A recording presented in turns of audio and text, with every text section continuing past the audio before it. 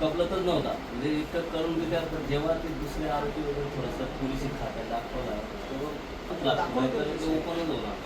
काय झालं साहेब आता बघा ना, कोळशेवाडी पोलीस स्टेशनमध्ये परवाचे एका बटाटे डोके फोडले.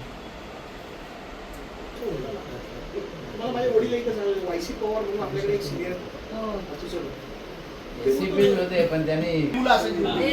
त्यांचं नाव जरी ऐकलं तरी बरेचसे लोक रात्री दुकानं बंद व्हायला लागली ते वायसी पवारांच्या कार्यक्रमात एसीबीच पत्रे होते. सर म्हणजे आता मग सांगितलं तर लोक लगेच मिळेल. हो हो नाही, पोलीस स्टेशन मध्ये येतानाच कॅमेरा चालू करूनच घेऊन येतात साहेब. म्हणजे त्याचा संशोधनाला सुरुवातीला जो एक समाज बसलेला होता त्या बसलेला होता फॅमिली बरोबर होता. म्हणजे जसं माझं काहीच नाही असं दाखवलं आणि खबरी पण देत असणार तिकडे. माझं काहीच नाही असं केलेलं होतं.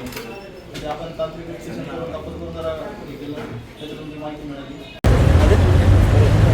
मानपाडा पोलिसांचं अभिनंदन केलं पाहिजे. काल एक डोंबिवली मानपाडा हद्दीमध्ये अपहरणाची घटना झाली होती. एक चिमुरडा 6 वर्षाच्या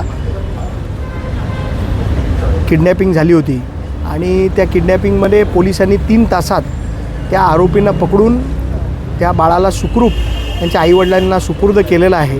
याच्यासाठी आपले मानपाडा पोलीस स्टेशनचे सिनियर PI व त्यांची सगळी टीम व या परिमंडळ 3चे उपायुक्त अतुल झेंडे साहेब, आम्ही या सगळ्या पोलिसांचं खूप खूप अभिनंदन करतो. आपण नेहमीच पोलिसांबद्दल निगेटिव्ह एक इमेज सर्वसामान्यांमध्ये असते, पण चांगली कामं जेव्हा पोलीस करतात त्यांचं कौतुक देखील केलं पाहिजे.